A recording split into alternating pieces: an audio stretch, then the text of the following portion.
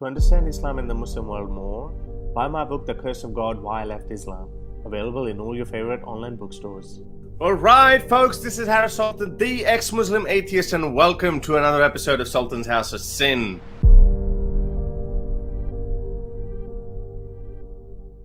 There's just this news story I want to share with you guys.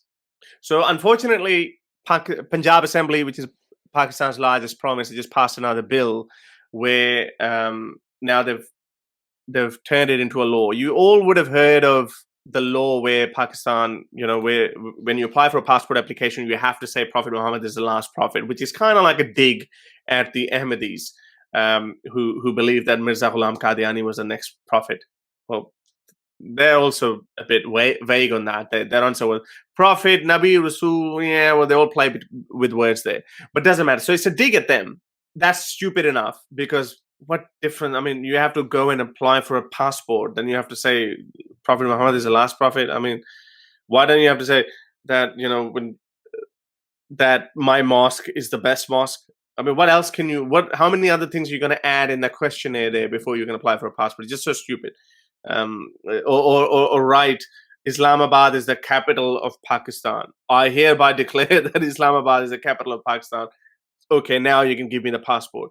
It just doesn't make any sense. It's just pathetic, right? It's the affirmation. But anyway, so that law alone was very pathetic and stupid. But now they just passed this another law where now every time you mention, so it actually has two elements. So you can't even now criticize the companions of Prophet Muhammad, like Abu Bakr, Omar, Uthman, Ali, for caliphs, Khalifa Rashidun, as they like to be called. Now, as you know, the Sunni Shia difference. Now, Shias abuse the first three caliphs. The literature is very nasty against them. Shias go after Abu Bakr, Umar, and Uthman very aggressively, and Sunnis actually don't go after Ali, because it's the same problem. Like, Muslims love to abuse Mirza Ghulam Qadiani because he doesn't have any importance in the original doctrine of Islam, but they can't say anything to Jesus because Jesus is one of the prophets of Islam. If they could abuse Jesus, they would, but they can't. So Sunnis have the same problem. They can't abuse Ali because Ali is also a nephew and close friend of Muhammad. And Shias have put Ali even above the Prophet. So that's the sectarian violence that goes in Pakistani literature. So now they passed the law that nobody can say anything about these guys at all. Nothing. Zero. Zilch. Nada. But the second part is, how can Pakistan pass a law that doesn't have a dig on other minorities? So, Ahmadis. So they said, but every time you mention Prophet Muhammad, you have to say Khatamul Nabiyyin, Prophet Muhammad, Sallallahu Alaihi Wasallam.